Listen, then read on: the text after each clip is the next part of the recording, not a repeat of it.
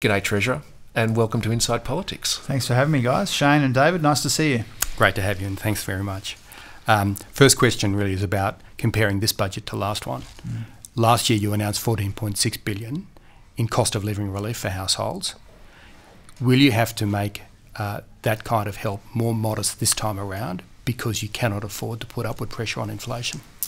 Well, the foundation stone of the cost of living help in the budget is $107 billion worth of tax cuts for every taxpayer. And so really the main difference between last year and this year is we've got quite substantial help for 13.6 million Australians announced and built into the budget, and people will receive that from July. I think the average tax cut will be about $36 a week. So that's the main difference.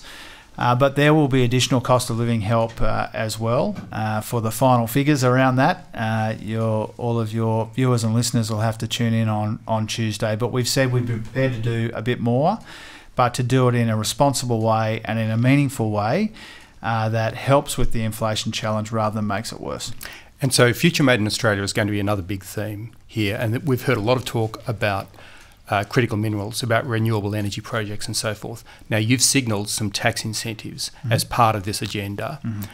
How broad will those tax incentives be? Are they restricted to specific industries, or do they go beyond that? Well, there'll be a combination of measures in the budget. This opportunity doesn't present itself in one way, and that means that the levers that we pull are not identical, right across this agenda. This agenda is all about making ourselves an indispensable part of the global net zero transformation. It's about grabbing the vast industrial and economic opportunities of net zero.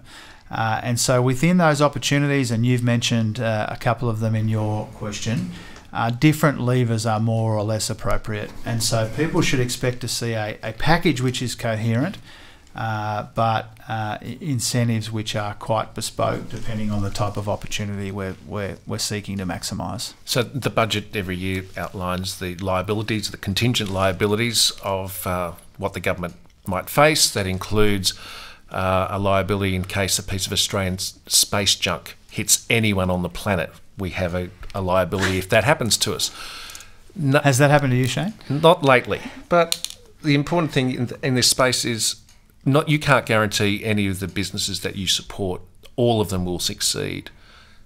Does that mean you will have to allow for the possibility that the government will lose money, that taxpayers will lose money, and will that be part of the budget? Well, first of all, that's not unusual or unprecedented. We wouldn't be the first government to co-invest in the economy, and so we will account for that, and we'll treat that the usual way. But also, and this goes a bit to David's question a moment ago, people shouldn't assume that what we're trying to do here with public investment is replace private investment. We're trying to incentivise, we're trying to attract it. And that won't necessarily always be with grants, which is or equity. There are other ways that we can support the future growth of our economy. And I know that this is to take the most expansive view of this, and you would know this, Shane, and you would know it too, David. You think about the way that our economy has unfolded since Federation, and Paul Keating talks about this. The first economy was colonial and agricultural. The second one was industrial behind the tariff wall. The third one was the big opening up in the 80s and 90s. This is really about the fourth growth model for Australia, and it recognises that our future will be powered by cleaner and cheaper energy. There is economic and industrial opportunity in that for us, in fact, a golden opportunity for Australia. And if we don't play the cards that we have been dealt, that would be an egregious breach, in my view, of our generational responsibilities. But if you offer things like loans or take equity, in some cases that may not work out. Do you acknowledge that some of those loans may end up failing? And there's a logical question, which is, if they do fail, who takes the blame? Is that on you, or is that on some other government agency? Well, two things about that. The first part is to go back to my answer to Shane, which is that's been a feature of budgeting for a long time. That predates our approach. Secondly, what we've tried to do with these co-investment funds is make sure that they've got the best possible people, the best possible evidence-based decision-making, so that where government is taking a stake or making a co-investment of any kind, that it is well informed. And that will be the approach you'll see in the various ways that we've put together the public part, which is only a sliver of the equation, the public part of some of this investment. When making these kind of loans available to companies and putting taxpayer funds at risk, shouldn't taxpayers be able to see more information about how those investments are made so they can see official advice that gives them a level of assurance that the deal stacks up?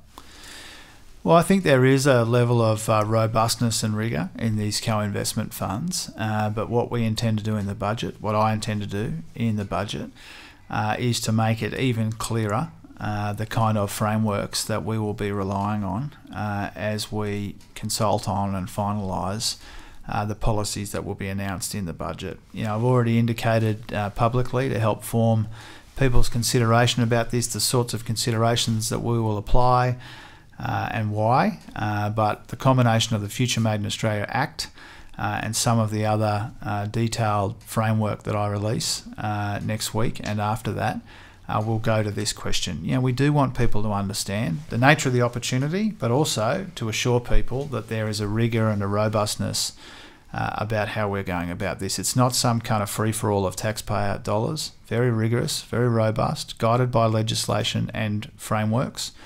Heavy involvement from Treasury Department, the Finance Department in combination with Ed Husick's department and Chris Bowen's department and the rest to make sure that we get value for money here. I just want to circle back a bit to tax because the decision to rejig the tax stage 3 tax cut, very big political argument as well. It's ringing a bell, yeah. A big economic one for you as well. Is this the shape of the personal tax system that you think you'll take to the next election? Is there space? Is this the way that you think the tax system should be set for the next 2, 3, 4, 5 years? Certainly we haven't been contemplating another round of personal income tax reform to come so closely on the heels of this round. You know, we've only just legislated these changes and they'll flow from July. I think unless something dramatically changes, I think people should expect to see that these are the rates and thresholds that will apply at election time. And we did this for very good reason, and we've talked about this on a number of occasions before. We think this is a better way to return bracket creep. We think it's a good way to ensure that people earn more and keep more of what they earn. It's better for labour supply, better for women, better for young people, better for Middle Australia. So we're quite proud of the changes that we've made, and our focus is on rolling these out rather than on the next round yet. I was going to say, going to bracket creep, like people in over 126,000 have been waiting for some relief from bracket creep since Scott Morrison announced this whole program years ago. Why don't you go back to Malcolm Fraser and Philip Lynch and say, right, let's index thresholds with inflation? That would ease bracket creep very quickly for a lot of people. Well, indexation is not a common feature of our tax system. There are other rates and thresholds which aren't indexed in that way. I think the tax system's an important way to make sure that our economic settings match that our tax settings match the economic settings, and governments from time to time will want to change rates and thresholds. We're reforming the income tax system here. We're cutting 2 rates and we're lifting 2 thresholds. I think from memory, and you'll correct me if I'm wrong, the last time the top threshold was lifted was also by Labor in about 2008, implementing the changes announced before that election. And so there is tax reform here. We are returning bracket creep. We're doing it in a much, much better way than would have occurred had we not changed the tax cuts at the start of the year. Your answer a moment ago suggested that we shouldn't be expecting any further change on personal income tax before the next election. But we do know that the Coalition is going to tweak its personal tax policy because they complained but then accepted the stage 3 changes. Shouldn't you leave yourself a little bit of leeway to respond to whatever tax change they may put up? We'll always try and do the right thing by people, you know, conscious of the budget, conscious of cost of living pressures and the needs of the economy now and into the future. So that's our standing position on that. The reason I'm smiling, David, is because it's not clear to me what the Coalition You know, in the same interview on Sunday, Susan Lee said both things, that they were going to change it, and then she said, well, I didn't say they were going to change the tax system. It would cost about $40 billion to implement the higher income part of the old Stage 3. The opposition says that they're interested in doing that. They should tell us on Thursday night in the budget reply how they'll pay for that. On Friday, National Cabinet's meeting to discuss elements of housing. Should we expect this budget to be ambitious in terms of housing supply? Yes, you should. And it will build on the $25 billion and 17 existing policies that we've invested in over the course of the last 2 years. Housing will be front and centre in the budget. It's going to be a big part of what people can expect to hear on Tuesday night. That's because we don't have enough homes. We need to build more homes for more people, and that requires a bunch of things. It requires more Commonwealth investment, and we will do our bit. It requires the states and territories to do their bit, and I'm confident that they will. It requires a better, bigger workforce, and that's why we're paying for 20,000 fee-free opportunities to train more builders and construction workers. All of these things need to happen if we are to hit that ambitious but achievable target of 1.2 million homes for 5 years after this July. So yes, long way of saying people should expect housing to be a big focus, and that we will do our bit. We'll do our bit, and we will fund our bit. So the fact of the National Cabinet meeting on Friday, does that mean that there's something new that's being informed or handed to the states on Friday, or is it simply a meeting to say what you already know we're actually finalising in the budget? Should we be expecting, in other words, a big surprise on housing? I know not to front run or preempt or make assumptions about conversations with the states and territories. Two terrific colleagues, one called Anthony and one called Julie, are doing a lot of this work at the moment. Obviously, we've got an interest and an involvement in that. I don't want to preempt it, but I am prepared to say that we want to work with the states and territories to build more homes. You think about the pressures on rent, how hard it is for people to get into the housing market. We've got a responsibility here, and we will meet it. What do you say to those people who are worried extra homes means crowding in and changing the nature of their suburbs? Yeah, I mean, it does remind us that planning is a big part of the story here. And planning can sometimes be contentious, but I think the New South Wales government's got good instincts here. We know that planning has to change. It's a big part of the story. And so there will sometimes be, in communities like that one, people who arc up about it. But we need to make sure that we're releasing the land and we've got the planning arrangements which will support us building more homes. Can you offer more financial incentives to the states to do that land release, so there's actually a bit more pressure on the system to open up new areas where homes can be built? We are doing a bit of that already, and I think that is important because, I speak to a lot of local councils, state governments, obviously, investors. We're all trying to work out how to get these homes built, and one of the issues is infrastructure bottlenecks in terms of land release. So we have provisioned some money in the past for that. Can you do more of that? I'm trying to find out whether that's going to be a big theme, because it's easy to say there's some land here to release, but states will need federal help to build the roads and the railway lines to get to that new destination. Infrastructure is a big part of the story, and whether it's the public transport or the road infrastructure, equally the kind of smaller scale local government level infrastructure, that can be a bottleneck. We've shown a willingness to come to the table on that in the past, and you can assume from that we'd be willing to do that again in the future. We've seen community concern about where migration's going, where population going. Will the government's cut to offshore student numbers and other changes to migration actually have the impact of reducing economic growth?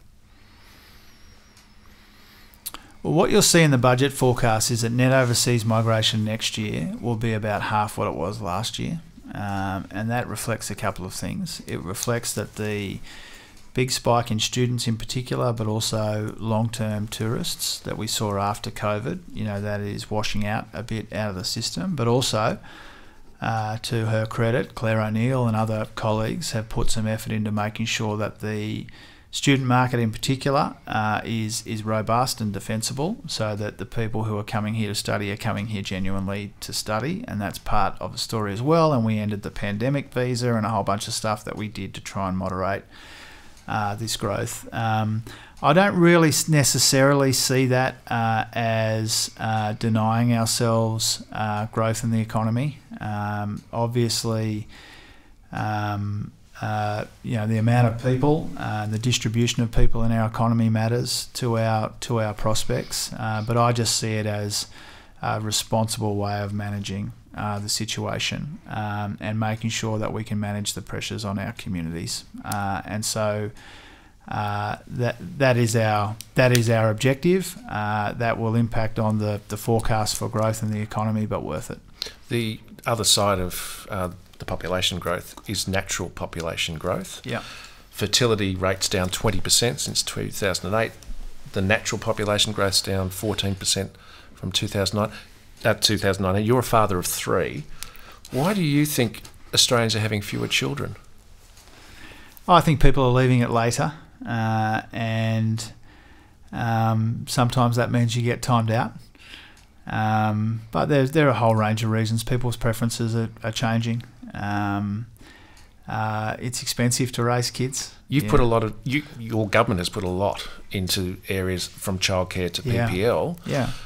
Why not revisit the baby bonus? Oh, I think the answer's in your question. We think that there are better ways to do that. I don't knock what Peter Costello did all those years ago around that first intergenerational report. In fact, I've given him credit for starting the intergenerational report, which was part of this important conversation. It's helped educate our choices about the ageing of the population. It would be better if birth rates were higher, and we need to balance that against all of the other ways that our population grows. But people have got different preferences, and we want to make it easier for them to make choices in their own interests. So paid parental leave, adding superannuation guarantee to that, huge investments in early childhood education. All of these things are about trying to make it easier for people to have more kids if they want to, and to work more if they want to after they've had their kids. What's your philosophy with this budget? When you did your PhD on Paul Keating, you were researching and studying somebody who was about divesting assets, opening up the free market and scaling back government. He sold off Qantas, he sold off the CommBank. You're scaling up government, you're scaling up investment in public assets or private assets through public loans and so forth. Have you changed your economic philosophy over time, and is that reflected in the budget? Well, I don't see it as a repudiation of the really quite remarkable progress that Paul and Bob and their colleagues made in the 80s and 90s. There's probably no one in this parliament, and it's in your question again, who has been more attentive to or more grateful for that really quite remarkable golden period of reform. What we're talking about here is not a repudiation of that. It's just a recognition that the world has changed, and the orthodoxy has changed as well. The sorts of things that we are contemplating, first of all, they are largely about incentivising private investment, but they're not out of place in the investor community that I move in, global and domestic. They're not out of place amongst my colleagues and counterparts around the world. The orthodoxy has changed just as the world has changed, and the pace of that change is accelerating. And what for Paul in the 80s and 90s was opening up without selling out, for us is about investing and engaging, not protecting or retreating. We're not talking about manufacturing the past, we're talking about powering the future of our economy. And if Paul was in my job in 2024 rather than 1984, I suspect he would be interested in the energy transformation too. Have you run it by him? Yeah, we talk about this from time to time. You think he's on board with Future Made in Australia? I know that he sees the energy transformation as Australia's big chance, and that's what this is fundamentally about. I think I think a lot of people recognise that the global net zero shift, it's not the only show in town, but it's the main show in town, and we need to be part of it. And if we don't make ourselves an indispensable part of that, our people will be poorer, and our economy will be more vulnerable, and our society will be weaker as a consequence. One of your, apart from economic reform has been institutional reform. The Reserve Bank, you've really been pushing in that space. Yep. Of course, the bank board met this just this week, but under your original timetable, that board would only meet once more before July 1, and then we'd have moved to a monetary policy committee. But you haven't got that through Parliament. Where is it up to? And surely you can't expect that you'll hit that target now. Well, unfortunately, some of that is in the hands of the Parliament, and you've probably followed more closely than anyone our efforts to make this a bipartisan thing. I think the future of our central bank should be beyond partisan politics. I genuinely believe that. That's why we put so much effort into engaging with and briefing and consulting the opposition. Unfortunately, they teamed up with the Greens to put it into a committee process, which has delayed things more than I would like. I'm just being upfront about that. We would like to be further progressed, but we're not. We play the cards that we're dealt in the Senate in particular. But we are working away behind the scenes to do everything that we need to do to be ready for that deadline. And that includes things like, I speak quite frequently with Governor Bullock about the optimal composition and combination on those two new boards, Monetary Policy and Governance Board, in addition to the old Payments Board, to make sure that we get the best combination of talents and to make sure that we get continuity on both boards rather than on one board. And that's one of the things that our opponents have disagreed with. Will that Monetary Policy Committee be in place, say, for its August meeting? I'd like it to be. I mean, it's subject to the Senate in one way or another, unfortunately. But I'll certainly do everything that I need to do to make it possible to have the two new boards constituted and ready to go. What should Australians expect on Tuesday night? Because you've had various themes for previous economic statements and budgets. Yeah. What's the theme we should be expecting? This budget will be about relief and reform. It'll be about relieving cost of living pressures in the here and now and positioning our economy to take maximum advantage of these opportunities into the future. It'll be about cost of living help and a future made in Australia. And that's what people should expect to see, and that will all be built on the kind of responsible economic management which saw us deliver a surplus in our first year and pay down all of that debt. Not as an end in itself, but so that we can make room for all of these other priorities. But primarily, I think anyone who tunes into the budget on Tuesday night will see a government that is very focused on easing pressures in the here and now at the same time as we invest in the future. Well, thanks very much for your time. Thanks for joining us with a podcast to make it a bit different to the usual print interview. I really appreciate it, guys. Thanks very much. Cheers.